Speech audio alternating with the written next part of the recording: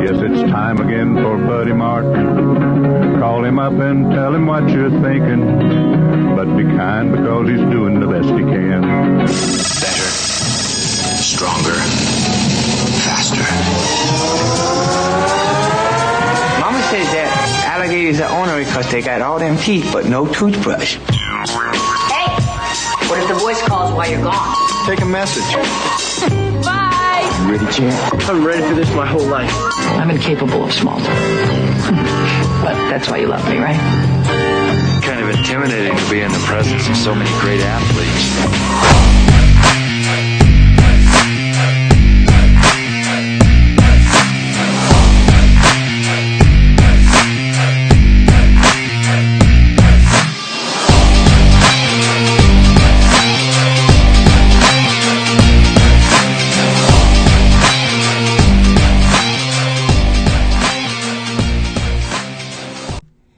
Well, good evening and welcome to a big game week. It's Thursday night on the Buddy Martin Show, coming to you live from Studio 12. And have we got a show for you tonight? The big game feel returns to the swamp.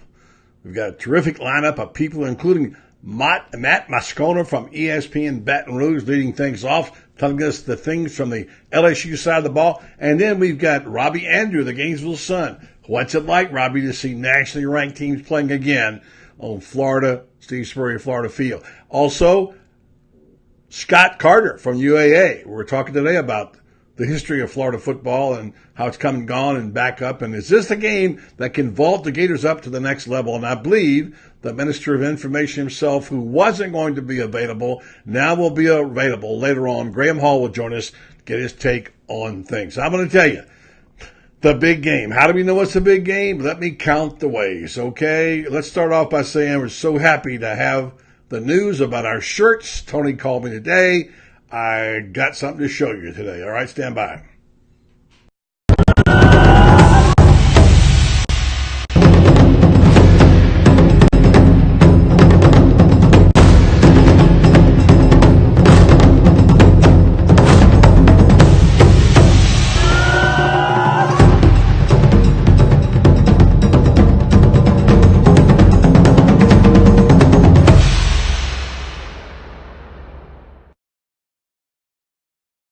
On video, this is right there in the factory. Look at that sweet fabric, man. That's looking good. Your own Circle 15. I'm going to get me one of those. I'm supposed to have it in the mail tomorrow. Tony says we'll have them.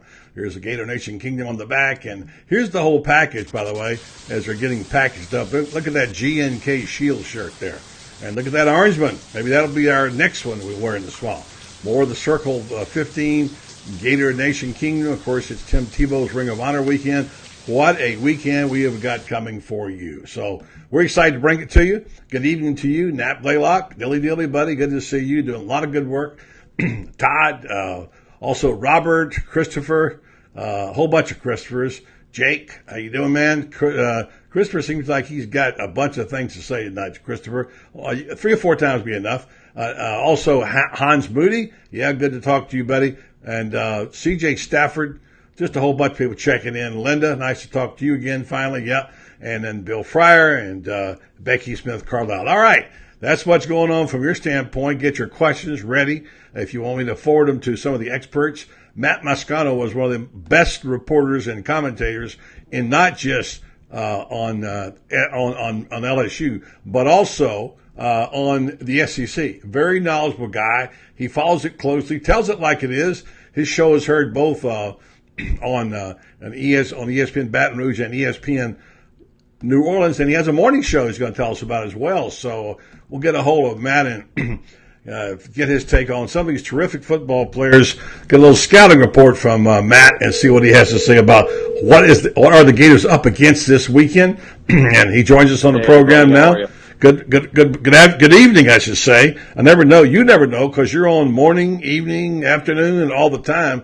Hardest working man in Baton Rouge, Matt Moscona, from 104.5. How good is my memory? 104.5, 104.9, both, I think, right? And that right, New Orleans and Baton Rouge. Yep, 2 sticks in Baton Rouge. We're on in New Orleans, Alexandria, Cox Sports TV. Wow. pretty much Dude, everywhere now. and then you got a morning show you're doing on Facebook, like us now, too. So, right. Yeah. I'm enjoying that. A morning show on Facebook is just kind of the nature of the world today. It is. Be diverse. It is, and we love our show in the evening now as well. You're checking in with the Gator Nation Kingdom here. They've got comments and questions for you already, I know. So we'll be teeing some of those up for. Well, tell me, first of all, tell me what's going on in Baton Rouge now that Ed Orgeron now is all of a sudden a hero and a saint. A guy who was just about drummed out of there last year, and some thought he wouldn't last half the season. Here he is, undefeated, ranked 5th in the country. His team is playing well, coming for a big game. What's up with the Tigers? Yeah, the ebbs and flows of a season and a college football coach's job security, right? So, I wouldn't even say it was you'd have to go back to the end of last year. You can go back just to August. I mean, it was an ugly August for LSU. They had 3 players arrested and for pretty nasty. Had 2 quarterbacks transfer out of the program. There wasn't a lot of confidence that the offense was coming along quickly with a new coordinator and a new quarterback. And a lot of that needs to be ratified, but they're hitting their stride, and I can remember having those conversations, in August. It's like, look, all of this talk, I understand it, and it's all justified. But the one thing that quiets it all down is if they just win. And 5-0 at this point will quiet down a lot of that chatter, and it has. And you've gone from legitimately talking about major issues in the program and Ed Orgeron's job security to, is this team a legitimate playoff contender? And for all that to happen in one month is pretty remarkable. Yeah, it's funny how that goes. As you say, the ebbs and flows. We've been around a while. We've heard about those and seen them come and go. Right now, there's a little bit of ebb and flow in Gainesville. And certainly Dan Mullen, who has done a terrific job as coach here, building it very slowly. And I think it's working so far. Now, Florida is a slight underdog. I just checked the lines in Vegas. It's anywhere from 2.5 down to 1.5. I think maybe win and one of them have them at 1.5. But so it's going to be a coin toss, obviously. Tell me about this LSU team. We know about Joe Burrow, and we kind of understand he's a work in progress. He's got obviously skills, as he showed, and almost won the job at Ohio State. He's played pretty well at times, not well other times for you guys. He can pass the ball, but he doesn't have a high percentage rate. He's got better feet than people probably think. Let's talk about Burrow and what he brings. What he's done exceptionally well so far is 2 things. Number one, and to some degree these are intangibles, but one is he's been smart. If a throw's not there, he's not going to force it. He's not thrown an interception through 5 games, and that's not by accident. He's just very smart with the football, and he's not going to put that offense in a bad spot. So that's been a huge part of why they've had success, is they've limited the turnovers. The other part of it too is that they trust him at the line of scrimmage. He's a coach's son, and he's got the reputation of a film room junkie. And look, buddy, we can talk about his physical stature. I mean, he's 6'3", 220. He's got a big arm. I mean, if you're building a prototype quarterback, it looks a lot like what Joe Burrow does. But the reality is he hasn't played much. He a handful of mop-up time games at Ohio State, and he had never started a game before he got to Baton Rouge. He's only been on campus for 3 months. So you're not seeing a high completion percentage, and you're not seeing LSU statistically look really sharp passing the ball, and it remains to be seen if they can. But they trust him at the line of scrimmage to audible out of plays. I mean, the first game of the season they played Miami, and the play that kind of got LSU rolling was a 50-yard touchdown run by Nick Brissett. Joe Burrow changed the play at the line based on the defense he saw. And that's something that LSU with Les Miles never let their quarterback do. True. They ran check with me, right? That's true. You come up to the line of scrimmage, you pop up, and you look at the sideline to see if they want to change the play. But I think it says a lot about Joe, right? I mean, that he's been on campus for 3 months, and they're trusting him to do that. So, I think he's a guy that will keep getting better and maybe become more dynamic. But that's just not. I don't know that he's the guy right now that if you need him to go 22 30 for 285, 2 scores and no picks, if he's the guy that can do that just yet, like on the road in Gainesville. But can he go 12 of 19 for 170 and a score on Saturday? I think so, and that might be enough in this kind of game. Yeah, we're expecting probably a low. What is the over-under you're hearing? I hadn't looked, but the spread I had heard, I know it started at LSU 3.5, but I already got all the way down to 1 today. Yeah. So I know it might be back up to 1.5, but some of that smart money is obviously from Vegas coming in on, the pro money is coming in on Florida, which makes sense. I mean, Florida's at home, and there's a lot to like about Florida in this game. That, coming off the win against Mississippi State, Polite's had a great start. Not that you need me to break down Florida, but I've watched them enough to know.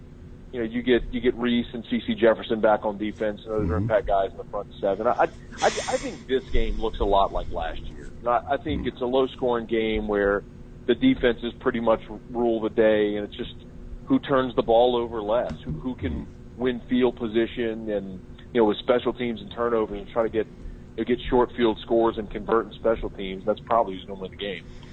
Yeah, well, the number I got is 43.5 on the over/under, and LSU and 1. That's from Action Line. There's also some other. Yeah, I'm not a professional gambler here, but I know there's also places like Win, Mirage. I got it at 1.5 and 43.5. So this could be a dead even game at kickoff, the way it's going, and flip a coin, in my opinion. Let's talk about. I mean, I could see a 23-20 type game. I mean, I wouldn't be stunned if it went that way. Yeah. All right. So you've seen a little bit of this Florida team, and from your standpoint, for a different kind of set of eyes, we've had much discussion on this show about Felipe Franks, who a lot of people didn't want to start. And now, okay, well, we'll put up with him. And now he's gotten a little better. Well, give me your take, first of all, on what you see out of the quarterback play and the things that may have surprised you, good or bad, about the Florida team. Yeah, so I know nothing about Emory Jones. Well, you don't either. He hadn't played. Yeah, right. So I mean, I couldn't even give you an educated guess, other than to say, Dan Mullen. I'm a little surprised that Dan Mullen wouldn't play his guy that can efficiently run his offense. But the flip side of it is I also understand that when you're the coach at Florida, there's a lot of pressure that goes along with it. No matter how it looks, you still got to win games. I don't know that Florida fans would be so gracious as to say, yeah, we'll take a 6-6 season or a 7-5 season because you're getting your young guy, a quarterback experience. Georgia did that with Kirby Smart when they played Jacob Eason. They basically punted the season. They realized, hey, look, it's not going to be great, but we're going to play our young guy and we're going to be better because of it. Yeah. They did that 2 years ago. So, but then again, I watched Mullen so many times at Mississippi State with guys like Chris Relf running his offense, and he won 9 games with Chris Relf. I think Mullen's is such a good offensive coach that he's probably one of the more underrated offensive coaches in the country. And he'll find a way to make that offense and scheme that offense to make it work. It'll be more dynamic when he gets his version of Tebow or Dak or Fitzgerald or at Florida. That's not Felipe Franks. I can tell you, buddy, candidly, LSU fans are breathing a sigh of relief because Franks was committed to LSU for so long. Yeah, he was Cam Cameron's guy, and he decommitted, went to Florida. I think LSU fans look at Franks now and are like, man, thank God he didn't come here. Yeah, could be. It's just, it's not.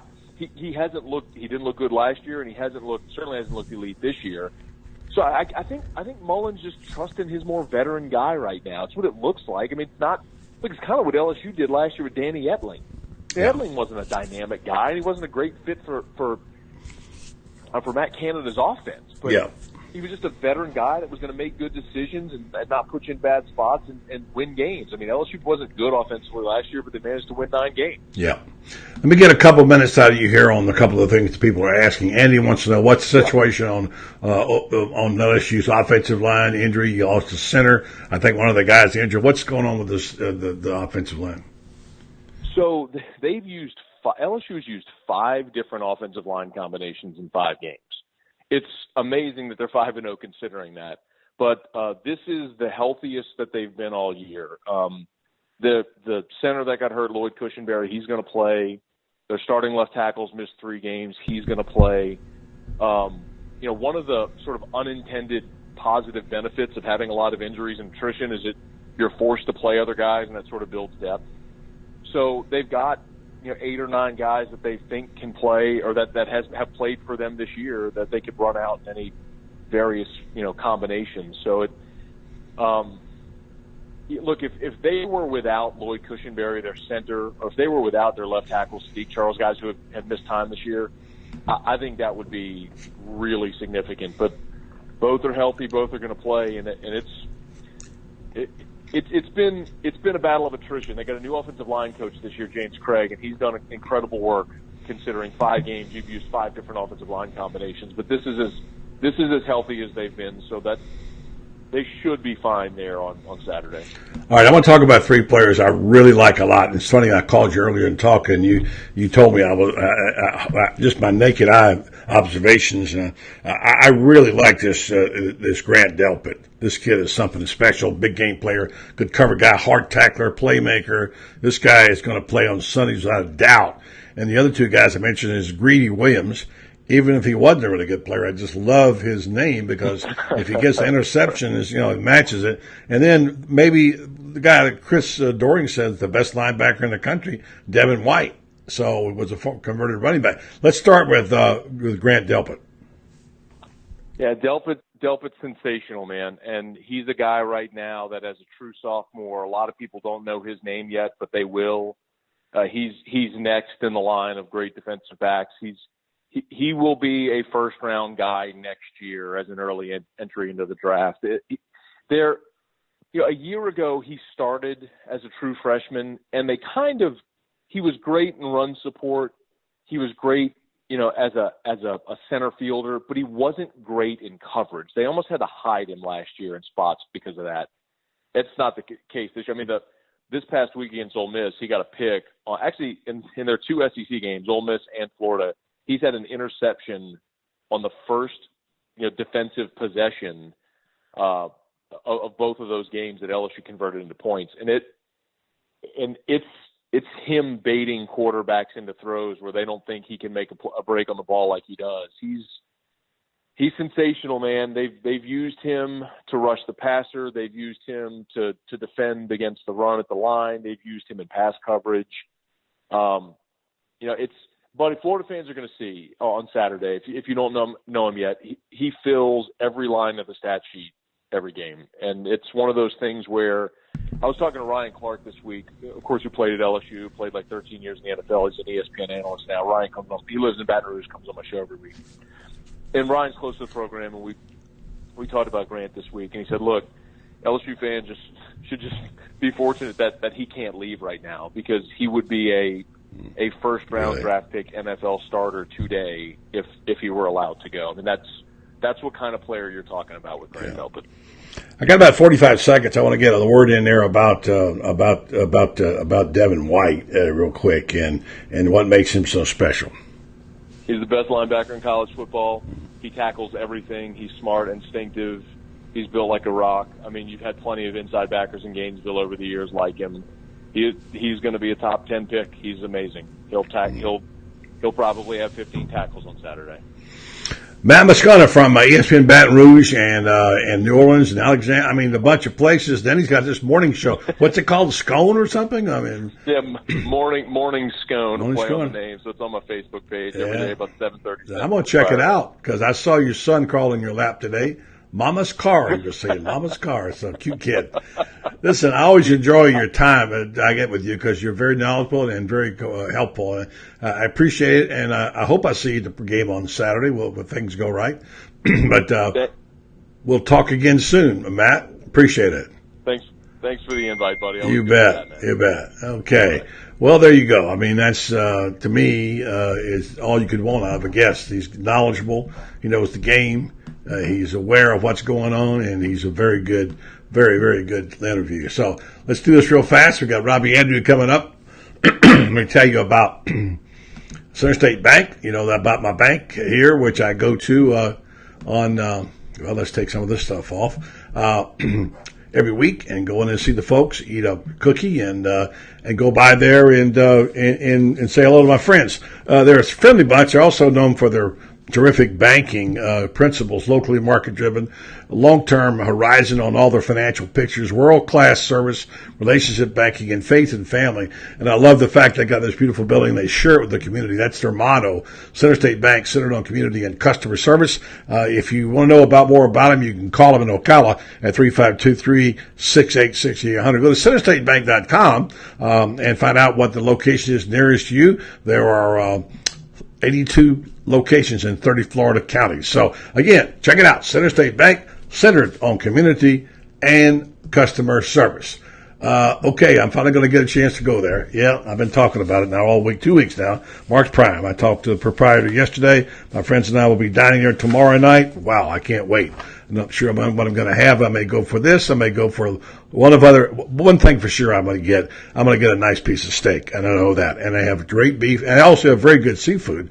And I get a nice table in the back. They're going to be jammed. They said they're sold out. No wonder I barely got in the door, because everybody knows about their unique dining experiences, and the fact that they have terrific premium wines and their fresh vegetables. I always talk about their spinach. I love that. Also their potatoes, baked potatoes are great.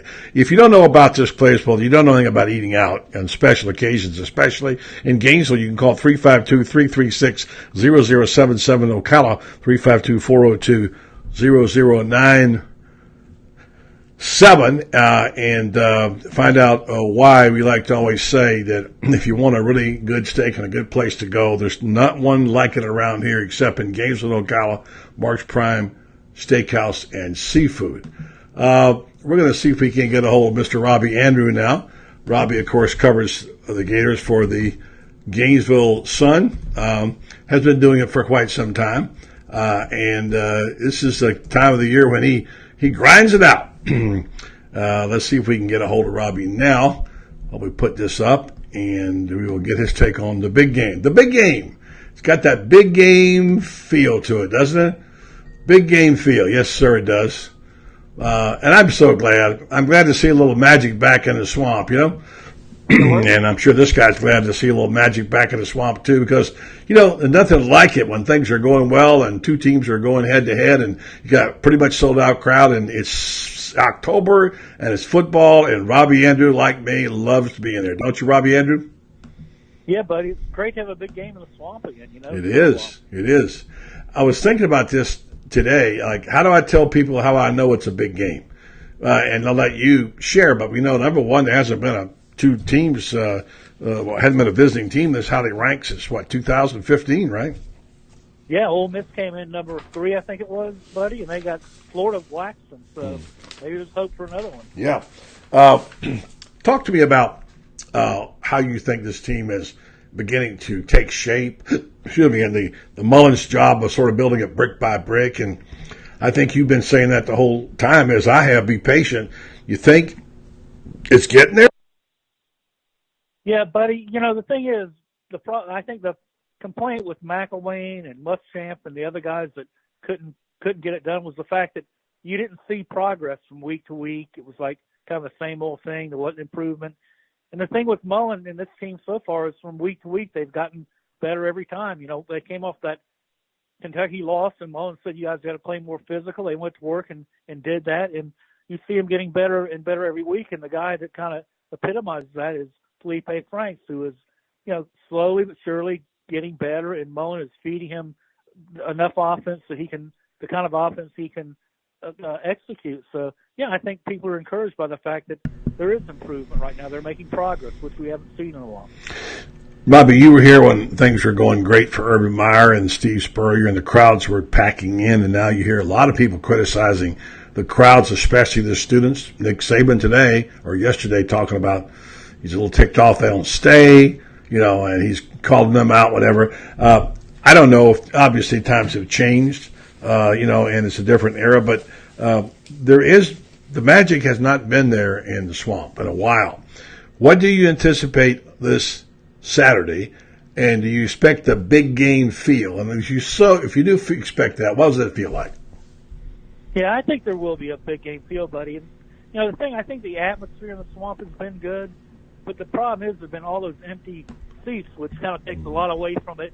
You know, the players have got to be disappointed when they or want the home crowd behind you, and there are a bunch of empty seats like they had at Alabama. So I think that, Mullen did his groundwork in the summer, going out and meeting students and trying to get them involved. And I think it was an encouraging sign to him that the students came up and said, let's have this BLUEOUT game. So, I think if they get involved, the stadium's going to be packed. The alumni have always done their job. The west side of the stadium is always packed. So, I think if the students do come through, and I think they will, it's going to be a great atmosphere there. And, you've got Tim Tebow going into the Ring of Honor. You've got the 2018 being honored. So I think if you don't have a big-time atmosphere here, it's never going to happen again. Yeah, but, I heard a little rumor today, and you read this story before. We've known for some time that one of the disconnects that students and young people have is going to the games and not being able to use their phone. They're tethered to everything on their phone, as you know. At your house, I'm sure your kids are the same way. Absolutely. And now Florida's gone out and said they're going to spend $6.5 million to upgrade all the Wi-Fi in the swamp. Somebody dropped a rumor on me the other day and then took it back and said I can't talk about it. Look for something to happen on Saturday. Have you heard any of that? I have not heard any of that, buddy, and I don't know what that could be. I mean, I think the new Wi-Fi thing is going to be upgraded next season, from what I've heard. So I don't know. I don't know what's going on there with that, but should be. I can't think there might be some of it on Saturday. I don't know. I'm just saying. I'm passing along rumors. I know it's not good journalism, but just thought it was interesting. It's okay. We're putting. We have a little something going on here in honor of Tim. It's not really a money-making venture, but something called the Circle 15 shirt, and it's got a number 15, and it's got a Gator Nation Kingdom around it in blue for the BLUEOUT. I know there are other things that are going on there. You'll see a variety of people wearing things that are to celebrate Tim's. It's a spectacular moment for Tim Tebow, who was a spectacular player, and I think about as deserving of this as anybody I know of. Yeah, and buddy, if you look at it, and you've covered Florida a long time, he is, to me, easily the most popular player in Florida football history. And I mean, he's the guy that went popular nationally also. So I think on Saturday, the biggest cheer of the day is going to be when he goes to that Ring of Honor. And when the fans see him down there, that place is going to go crazy. Yeah. He'll be here, of course, at 10 o'clock with the SEC Nation crew, Paul Feinbaum. We're going to have Paul on tomorrow morning on our Football Friday show, along with Laura Rutledge, one of our favorites, and, of course, Marcus Spears, who had a big interception against Florida. I forgot about that, but I saw the video. So that basically gives it a big game feel, too. It's a big game feel because, by the way, it's also, a team that is now beginning to get in contention. And just for a minute, Robbie, suspend your logic and think, if they beat LSU, what could be ahead for this team? Because, and I hate to get ahead of myself, but Georgia is not invincible now. Yeah, well, buddy, I think that, if they do play better, if they do win the game, and you look at the talent they have on defense and the depth they have on that front, the defensive line, I think they're going to be in every game for the rest of the way. I think the defense will keep them in the game. If the offense keeps making progress, I think that, to borrow a line from Spurrier, they're going to have a chance in every game. So it's going to come down to a few plays in every one of those. But I think Florida, they have a chance if they win this game to be in contention to win the rest of them. I know they're going to be in every game they play from here on out, I think. Yeah. All right. How do you feel about it? What does your gut tell you about things right now? Well, I just have a feeling that, you're around the players, buddy, and they have so much confidence in the coaching staff right now because the game plan Mullen came up with and Todd Grantham in that Mississippi State game, those were two great game plans that gave them a chance to win. And when they give you a game plan like that and you execute it and you win, the players have all kinds of confidence in the coaching staff. And I think that's where this team is right now, that they really believe in everything that these coaches are telling them. And, they tell them you've got to win the game in practice during the week. And I think they've taken that to heart and they're practicing a lot harder. So I think there's a real trust now between players and coaches, and I think there's a unity on this team that they've been missing before. No. A couple little things to let you go, Robbie. Now you got to go and your stuff done. Thanks for joining us tonight. We appreciate it very much. My pleasure. There's going to be an F-22 flyover. That's going to be exciting. Going to be 3 of those babies coming over there. you've also got this mysterious thing that people are saying that someone that apparently now, I have not seen this in my eyes, they say Scott Strickland had a tweet about blue chrome helmets and now has deleted it. Have you heard anything about that? I heard the blue chrome came up today, but then the uniform, the equipment people said they're going to be wearing white helmets, so I'm not sure what's going to happen there. I guess that might be a surprise one way or the other, so we'll see what happens. But, there's a lot of intrigue for a game in the swamp, and we haven't had that in a while either, so, I think everybody needs to get here and enjoy it. Right. And, well, yes, exactly. And, of course, they almost had to wear black scorched helmets. Yeah. The truck caught on fire there. Yeah, I know. Unbelievable. Well, Robbie, I'm looking forward to having a public sandwich with you on Saturday. Yeah, definitely, buddy. It'll be fun. Good talking to you. Thank you so much for your time, and I'll see you in the swamp on Saturday. Thanks, buddy. See you then. Thank you. The genial Robbie Andreu, by the way, who is not just a good, hardworking guy, but a good dude, all right? He's a really good dude, and love spending some time with Robbie. We're going to get right to the next caller in a minute. It's going to be our guest, Scott Carter, who works with Scott Strickland, among other people. And let me just be sure and tell you about our friends at Tupperware real fast. Jen Lay, who's out there and got some stuff for you. If you know, it's not a big game of Tupperware. And Tupperware is very, very useful and something that is practical for you. I'm going to get some more things posted besides this one pressure cooker. There's many other things. Do me a favor, just go to, real quick, like I tell you, go to jenlay.my.tupperware.com. Check out some of the items she's got there. She'll tell you how, if you want to get involved with Tupperware, how you can raise money for your local charity. And if you want some good gifts, look in there on the catalog. They got some. My wife and I bought a couple of things. So, again, or go to Facebook, Tupperware Jen, and she'll tell you all about it. All right? Tupperware Jen. She gets the good stuff. All right? All right, let's head back to the telephone lines here and see if we can see what Scott is up to. Maybe Scott can tell us something about this blue chrome, guys. I've not heard about that before, except that's what I love about all you guys. You guys are on top of stuff, man. You're good about that. You're very good about hearing, and not just vicious rumors, but good information. Sometimes you've been right spot on about some of these things. Sometimes you haven't been, but hey, we can't all be 100% all the time. So let's see if I've got Scott Carter's number in my file here. Looks like somebody. Don't think that's the right one. So let me go back and get the right one. Windstar Medical Research. I want to tell you about that. All right. So, over my shoulder up here, where I took that sign off, you'll see the Steve Spurrier book to right there. And right there is a Spurrier book, and right to this side is a picture of a football player. That's my favorite football player. That's Dalton Tyndall, son of Lynn Tyndall, who is right there. We'll get a better shot of it. The picture's on the wall up there. Dalton is, I think, a sophomore, and he's having a good year. Just want to recognize, shout out to Dalton Tyndall, who is kind of our adopted high school football player here, and we do want to wish him and the Tyndall family all the best. Looks like you're having a good year, which is always good, and stay safe and don't get hurt, whatever you do.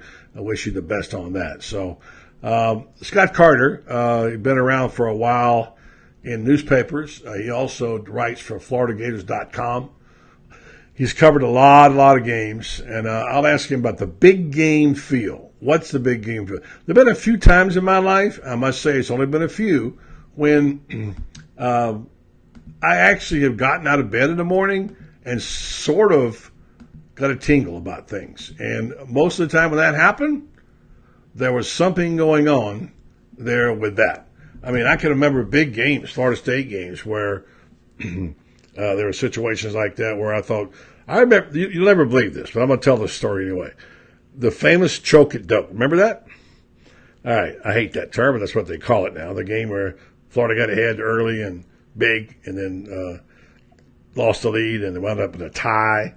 And that morning, when I got out and walked down my stairs and got ready to go, my wife said to me, who do you think is going to win the game? And so help me, I had this strange, odd feeling about this game. And I said, I don't know. I just can't make up my mind. It feels pretty even. it might even be a tie.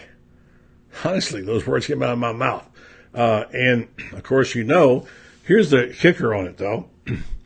The kicker on it is that that I was writing the lead story for the New York Times on that game, all right? And I had the task of grinding out the information in the lead, and it had to be in New York before 5 o'clock. I think it was 4:30, and I had no room for any kind of play. It had to be done. And so I wrote my lead, as they call it, a running. And the running was, done, and it had Florida winning the game because Florida was up almost 3 touchdowns at one point, and had a comfortable lead going to the fourth quarter, and it looked like virtually no chance for FSU to come back and win that game. So I had to go ahead and get my lead started. So I did that, and I got ready to file it, and lo and behold, what happened? You know the rest.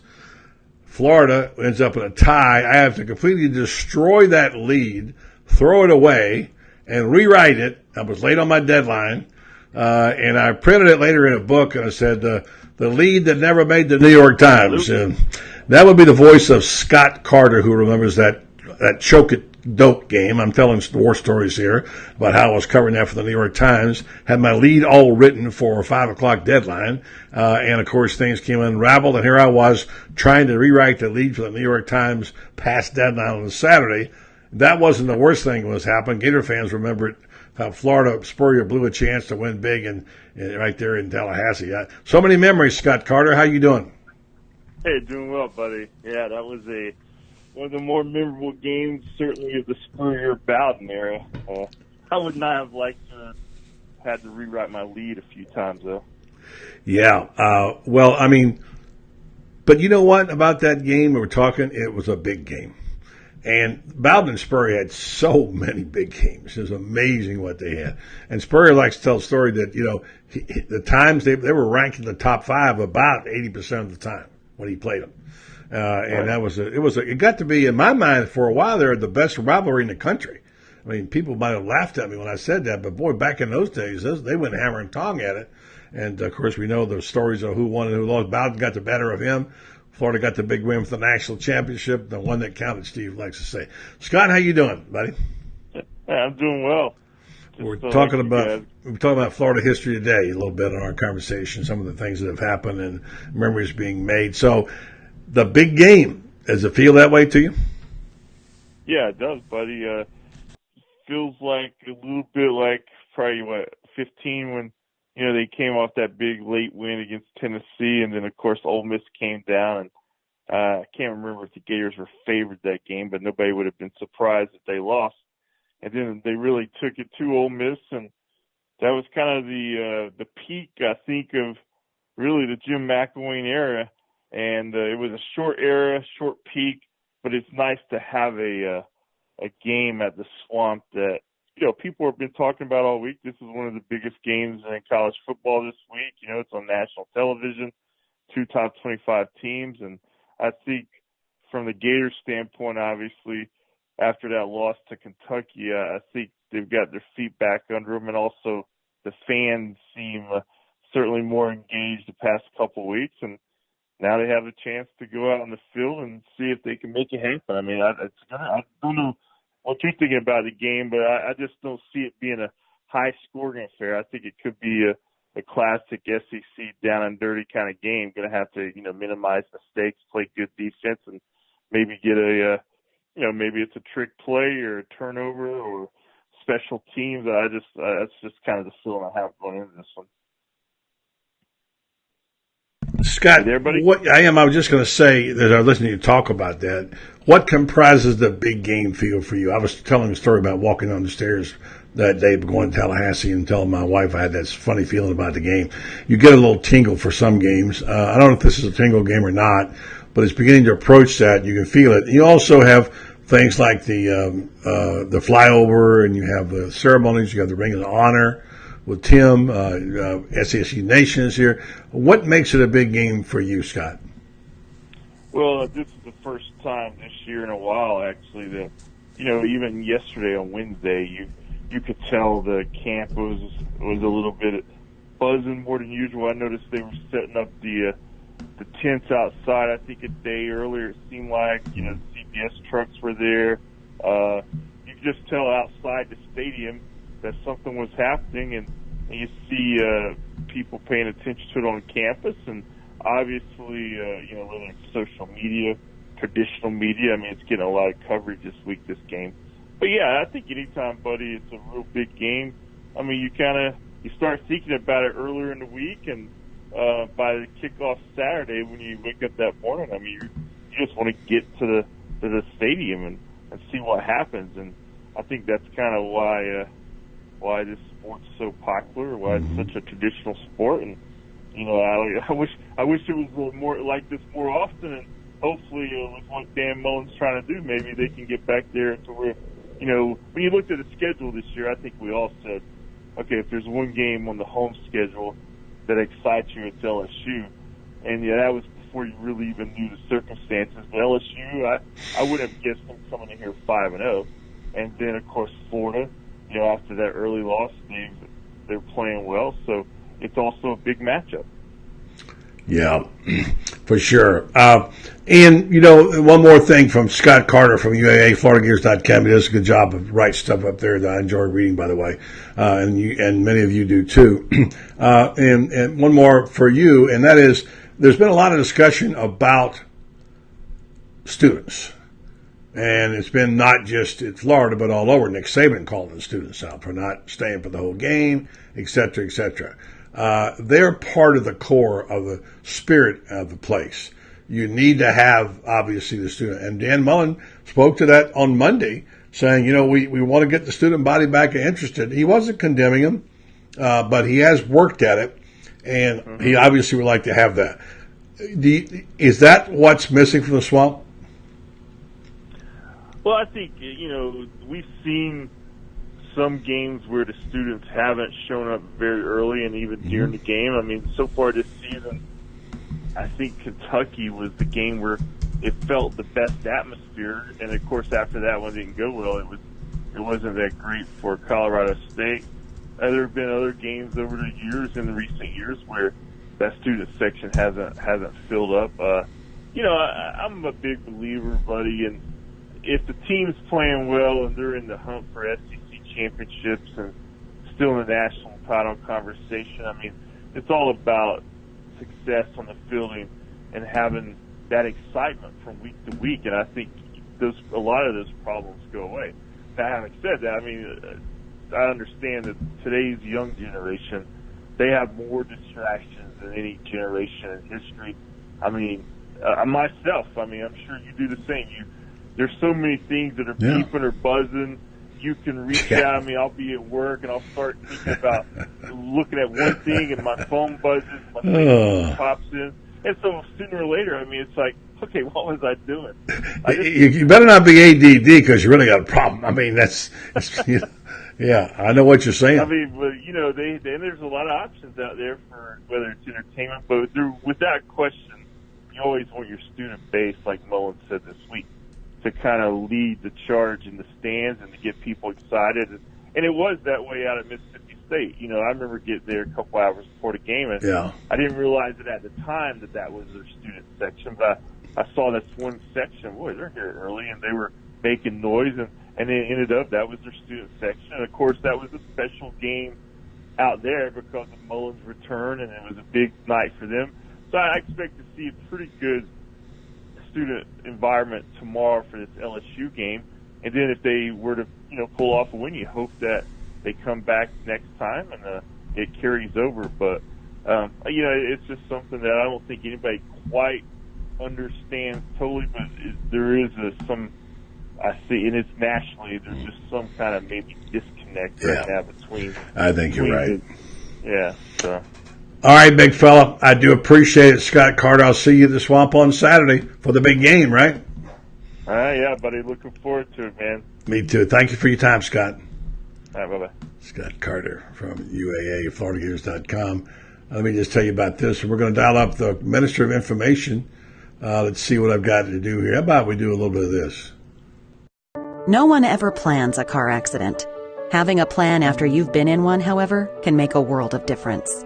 Daniel L. Hightower has been fighting for accident victim justice in Ocala and statewide since 1976. After meeting with Dan and his team, you'll know your case matters, that you matter, and that Dan will fight hard to get you just results. If you've been severely injured through no fault of your own by a careless or reckless driver, you need Daniel L. Hightower.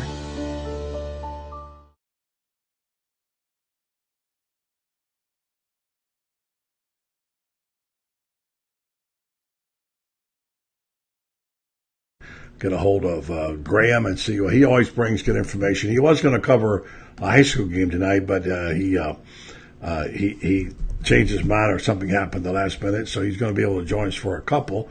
Always good to talk to the Gray Man and see what he's got in his mind.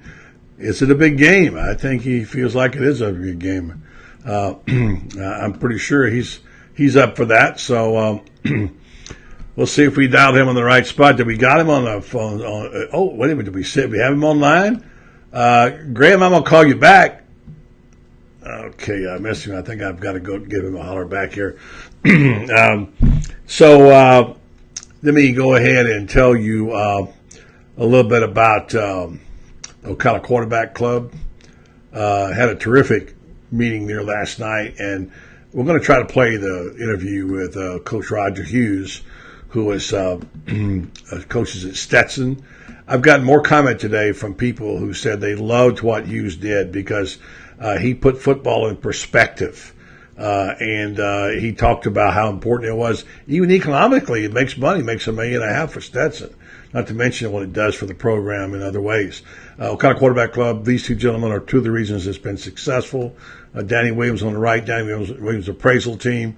He's also one of our prognosticators on our team of I think he might be leading us right now. And Dr. Frank Cannon, a Bull Gator, a guy who supports sports in this town, has been great about supporting our club, Ocala Quarterback Club. Many big things happening. Got big plans coming up in the spring. You want to know about those. It's going to be fantastic. So thanks to the Quarterback Club. Back there again on Wednesday night. Later in the year, we're going to have Tony Barnhart, Mr. College Football, as one of our speakers. So looking forward to that. Tony and others, these speakers have been very good. Kudos to Mike McGinnis and the team for putting that together and making it happen. So, yeah. Let's see what else I got going on here today. This is interesting. There's somebody posted, I think Ross Dellinger might have posted this before it's illustrated. Tennessee 8 Gator. Florida beat them 47-21. Mississippi State 8 Gator. Florida beat them 13-6. And now it appears LSU is going for the hat trick. At a Baton Rouge grocery, where over the store speakers, a man tells us the lunch theme, Tiger, Bait, Gator, Bait. Well, okay, good luck on that one. We'll see. We'll see, yeah. You know about the bet, the wager, the Miles, Wes Miles and Steve Spurrier bet. And, you know, Spurrier has his wager on his visor, and what Les Miles has his on grass. Today, a tweet sent out about the big game. Glenn Gullabo from Baton Rouge says, the Mad Hatter doesn't want to wear no visor. Because if he loses, LSU loses, you got to wear one of Steve's visors. It's half a hat, said Les Miles of his grass bet versus Spurrier for the LSU-Florida game. Spurrier said, I'm going to eat grass, but it's going to be clean grass, okay? Number 5, LSU versus 22, Florida. It's a 3:30 kick. The odds, as I told you earlier, everywhere from 1.5 to 2 to 2.5. I expect this to fluctuate some. I know Danny Sheridan had it at 1.5, and I know that the Mirage in Vegas and Wynn had it at 1.5. I'm not sure. I would take Florida at 2.5 and maybe at 2. Maybe at 1.5. I can't make up my mind. It's too close to call, you know. I don't know whether or not Florida is going to win this game or not. I just haven't been able to focus. I'll make that pick tomorrow. And we'll, Lynn's got a big poster. Tomorrow we'll know more about it. For those checking about actually, thank you so much for a great job by the mayor of Newberry. That's our man, Nat Now, Belong out scouting the site today, and also Chad Rich, Krista Kubelis, Jan Skoke, and you're right, Lynn. Thank you for doing that. We're trying to get together, and for the folks that want a place to go, he's going to find it. He'll let us know tomorrow where that's going to be. It's not going to be a fancy place. Not going to be a big place. Not going to be money involved to get anything. Parking may be a problem, but we're going to have a place to meet and greet someplace on Saturday, and may not be too far from over at is the Plaza of America they're having the SEC Nation. Somebody help me out here. I'm not sure. So, all right, let's go ahead and see if we can get a hold of Graham Hall and see if he's going to answer his phone and get his take on things. And Graham Hall, of course, writes for the Gainesville Sun, a very good reporter, good dude, follows the team closely. Sounds like he is not answering his phone tonight, though, so we will not be able to talk to Graham. All right, Graham, we'll have to catch up with you later. No Graham tonight, I guess. Is that you, Graham? Hey, buddy, how you doing? Oh, we do have you. Okay. There he is right there. How are you, my friend? How are you doing? Do I have you just on my phone, not on Skype? Can you see me? 1 second. I cannot see you, no. I cannot see you. Sorry. That handsome face, dude. Where'd you go? It says it's connecting. All right. Well, while we can wait on that, let's talk for a minute. Thanks for coming on last minute. We try to put this together, and sometimes schedules don't always work out, but we'll we certainly are glad to have a chance. Well, I mean, it's big game week, Gray. I mean, what the heck? We got to talk, dude. There he is. Can you see me now? Yeah. We got to talk a little bit here because this is what we've been waiting for, man. Right? For a long time. So let's get this thing going. You told me I had to wait, so I'm here with some. I'm here with mine. You saw the line move today by 1.5 points. So that's maybe they know something we don't know. I want to hear your take as well. Well, I talked about it earlier, and I think it could be an even game by the time they go. Unless something happens. I said it'll come down from 3.5 and it'll come down from 3, and it dropped. And today I saw it as low as 1.5 in places in Vegas. The Mirage wins, etc. Sure. And that's what I'm hearing from Las Vegas, from Baton Rouge tonight. We had on a guy, Matt Moscona, who follows it. It's about 1.5 or so. So the big boys are coming in now, the big money, and they'll begin to change it. And that'll fluctuate one or the other. I mean, if you like a home dog, you think your team's getting better, let's face it, LSU's not Alabama. LSU's got some really terrific defensive players. I love this kid, Delpit. Grant Delpit's a big-time player. I like Greedy Williams. He's awareness and intercepted. And by the way, I think what's going to have to happen is that Felipe Franks better be very careful of that ball, as you know. And then Devin White, again, Matt said the same thing that Chris Doring said earlier. Devin White's the best linebacker in college football. They say we know a little bit about him, former running back. And then let's see what Florida's defense can do to disrupt Joe Burrow, who, by the way, is not a seasoned player, but he's played in front of big crowds. So I think Florida has a very good chance in this game. I'm not ready to go ahead and make the big prediction yet, saying they're going to win, but I'm really pleased to have a big game feel to a game in the Swamp, aren't you? Yeah, absolutely. I'm getting a lot of 2016 vibes from this game, and the more I think about it, I think that it does come down to, like you said, which quarterback does play better on Saturday. You look at the defense, I would say Florida has a better defensive line. Then you look at LSU's linebackers, I'd give them more credit. And then the secondary is kind of a draw, a lot of inexperience on both sides. I think that, it comes down to which quarterback makes less mistakes, and maybe it comes down to a big play or two. You remember that 98-yard touchdown pass to Tyree Cleveland in LSU back in 2016 when that game was rescheduled to late November, and then that goal line stand. Who could forget Geis running the wrong way? That's right. I forgot. I did forget it. You brought it up. That's one of those things that what goes down, and one of those games that came down to the absolute wire. And I could easily see that being one of those games where, kind of like you, I'm not ready to make a big prediction either way. I could see LSU squeaking out a 3-point win, or I could see Florida pulling out a 3-7-point win, depending on, Florida's defense has made some big plays this year. I think that's an element that we do have to take into account. They're tied in the nation with Kansas. That is very surprising, but you saw that Kansas had 6 turnovers in their game against another bottom feeder, Rutgers. Florida has 14 turnovers coming into this game. I think that they could absolutely swing some momentum on their side, get some defensive touchdowns.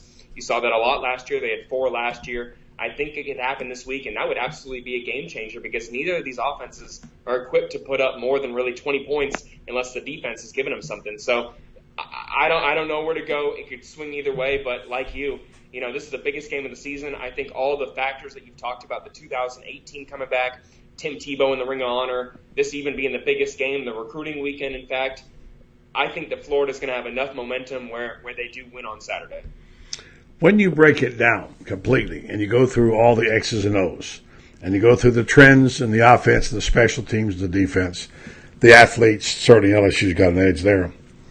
There's one thing I like in this game that gives me confidence in Florida. Coaching.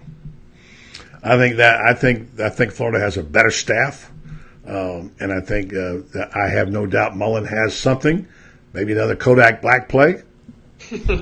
How about a Tom Petty, by the way? How about a Tom Petty? No, you have to explain to everybody who that is. I mean, Tom Petty. But, I mean, yeah, I think there'll be something. You know there's something in the bag of tricks there. The other thing about this, if you watch it, that there are players being developed for certain times of the game. We've discussed this before. You've got players coming in, you know, obviously the use of Kadarius Toney in the screen, throwing the ball side to side, getting the defensive lineman, and then bringing Damian Pierce in with the fresh legs in the fourth quarter. They're players designed. Look at Donovan Steiner. I know he wasn't designed for that play, but it was the perfect play for him, the perfect guy to do it at that time. These opportunities like this present themselves. I think Florida coaches that way. They've got, who's to say that Pitt, I mean, as someone pointed out, I think Len pointed out the other night, if you press coverage, and they're going to press coverage, I have no doubt about it, that opens up what? You can go route, or you can go back shoulder throw, or the tight ends over the middle. Pitt and Kroll are two guys they haven't seen a lot of, you know, and you got a big guy like Tyree Cleveland over the middle who can catch the ball. So there's some things that can work against LSU, even though they have these terrific defensive players. Just be careful where you put the ball up. Yeah, I think you're getting to the point right now where you can reliably say that Felipe Franks is equipped to make those type of throws. There were throws against Mississippi State where he went through his progressions, hit the third, fourth read there. He wouldn't have done that earlier. Your other point about the coaching, I think that someone probably should have asked Dan Mullen, now that they really think about it, probably someone should have asked Dan Mullen how much he learned from LSU during that, 2005 to 2008 span or whatever it was that he was here in Florida. Mm-hmm. You remember that LSU beat Florida that year with the Jacob Hester play? Oh, do I remember it? One of the most underrated football games. Sure. It would be a top 25 for me. People forget it because Florida lost the game. But that extra effort by Jacob Hester, the fifth time Les Miles went for it on fourth down in that game. Sure, and that was the first game that I really think, I think 13 or 14 years old during that game when Jacob Hester converted, 4 first downs, and LSU won that game, and that was when Florida was, entering their reign, and that very humbled a lot of fans, especially in the area, and I think that's what kind of started the LSU rivalry, at least for, I think, my generation, and everything that's happened in the 11 years since has done nothing but solidify that. But you have to think that, this could be one of those games that comes down to one of the games that what it came down to in 2007, where, a special teams play or a trick play or a fourth down conversion ends up winning the game or being the difference maker. And I think that LSU and Les Miles kind of, started that. And it'd be very kind of poetic justice in a sense if Dan Mullen gets some revenge on LSU when they got some revenge and humbled him, 11, 12 years earlier. Yeah, I think probably revenge might be a little bit overrated for most guys. I mean, I get it. There's always that. But, I mean, I think it's like this is a game we got to win, and they're number 5 in the country, and we're going to have a big game. You don't need any more motivation than that, right? Sure. But I hear what you're saying. I hear what Gator fans. I mean, fans think about that a lot. I think coaches think about, okay, how can I win this game? And use whatever I got to do that. But yeah, I get it. I mean, I understand that. It is one of those things where you don't need to add another narrative to it. Right. Sean Hevesy earlier in the week how great it would be to have that 2018 back. Remember, he was here, the offensive line coach, when they were here for most of those guys, recruited some of those guys. And he said he didn't even want to think about it. And that's something very hard for a guy who that's his only national championship, to not even want to focus on that team that gave you that because you're so focused on preparing for this week. I think that it does kind of answer all the questions about what is Florida focused on. Are they focused on the right things? Or are they focused on the media-driven narratives? Well, what do you think they're focused on? You talked to the players this week. I think they're focused on going out there and winning by one possession. I think that they're going to get a 17-13 win. I think it's going to be another defensive-driven game. I think Joe Burrow is a better passer than Nick Fitzgerald, which means that Florida's safeties, who were tested on Saturday night in Starkville, are definitely going to have to step up against Joe Burrow. Has not thrown an interception this season or coughed up a fumble. Florida, he's meeting now the defense that leads the NCAA in turnovers. Something's going to give on Saturday, and I think that Florida's defense is well equipped to do that, especially when you look at LSU's offensive line that comes in very mangled. What I'm thinking right now, I think the media storyline is that Florida comes out there and wins by 4 to 6 points on Saturday, buddy. Do you really? You're feeling it then? I think that if you look at enough elements, they don't have a dynamic running back. Florida's defense is probably some of the best that LSU's seen. They've struggled against mediocre talent. Florida has enough momentum going in their favor. I find it hard to think that LSU, despite their toughness and their depth, which certainly is a factor that you have to give LSU credit for, if it becomes a game where Florida experiences some injuries, gets a guy out for targeting, that is something you have to think about. Yeah. Trey Dean exited the game, and what was it, the third defensive play? Yeah, I still have a problem with that. Although last night Mike McGinnis, who's a former replay official in the SEC and a Goodman, said he thought the same thing, but then he looked at it was a very good call. Yeah. And I get the safety thing. I understand that's what you're trying to do. But the bottom line is that if you can't go for a loose ball anymore, that's taken. I mean, those kids are trained to go get that ball. There wasn't any intent to hit the guy. I think sometimes intent is misplaced. I don't know. Yeah, and I think that some of the blame needs to be put on the coaches, because at the same time, while you are emphasizing safety, there are coaches who are using that rule book as a weapon in a sense. If you go back and look at that final play of the game, Donovan Steiner does catch Nick Fitzgerald in kind of hit the chin area, even though Nick Fitzgerald does jump down. You look at Joe Moorhead on the sideline, he's yelling at the referee for targeting. I don't think that you would have seen that in football 5 to 10 years ago, because everyone who watched that play and saw that replay thought that was a clean, solid hit.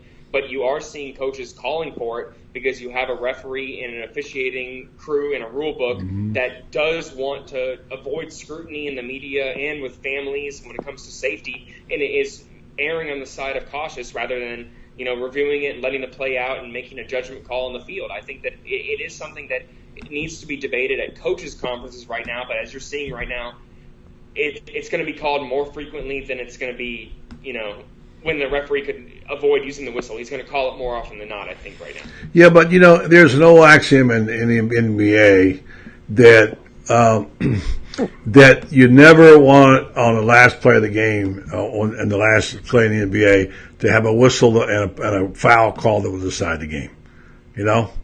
Sure, I think and I don't know. I'm not saying it wouldn't happen. Technicals. Yeah. Which is, right. If you get 2 technicals in a game, you get thrown out. Right. Right. Talk to a referee or something, and if you get enough technicals, you can be suspended. And you've seen playoff games where like Draymond Green were out for certain games, and that did affect the outcome. But you don't have anything as to your point, that any one specific play in the heat of the moment that could entirely affect the outcome, where a guy is entirely disqualified. Maybe in soccer with a red card, but it's a lot more clear cut in that situation than it is with this rule. I think that it's something that people need to get figured out pretty quickly. All right, big guy. Let's sum it up. Let's sum it up tonight by saying it's a good week. We've been waiting for this meaningful game all season. It took forever to get here, and now it's here. And you know what? How good, you look back on the calendar, a lot of people did think that Florida would win this game. How good that this is actually meaningful in the SEC. Florida only 1 loss. Kentucky is number 13. In 2-3 weeks, this could be a good game that you look back and see that this was a turning point for either team. Yeah, for sure. The MOI, Minister of Information himself, taking a late night visit and here on the program. And as always, appreciate your time. I'll see you, and you can buy me a lemonade in the press box. Okay. Hey, you got a deal. I'll see you Saturday. All right, Graham. Thank you, Graham Hall. All right, buddy. Good talking to you. All right. Well, there you go. Big game Saturday it is. There's the shirts. I'm pretty psyched about it. I got to show that one more time. I really like that shirt, the fabric, and I sacrificed today because Tony has a last-minute order of people wanting to get in on this thing, and I said, look, I ordered several shirts. Here they are right here. Look at those babies. That fabric looks great. See how loose that is? I love that cotton fabric. Look at the back of that thing. I told Tony, I said, go ahead and sell the ones I ordered because I wanted one of everything, and just give me one, all right? And normally speaking, I don't wear anything with logos on it to the press box because in the media you're not supposed to do that. But I'm going to wear mine. I'm going to wear mine. Yes, I am. I'm going to wear mine to the press box, to the meet.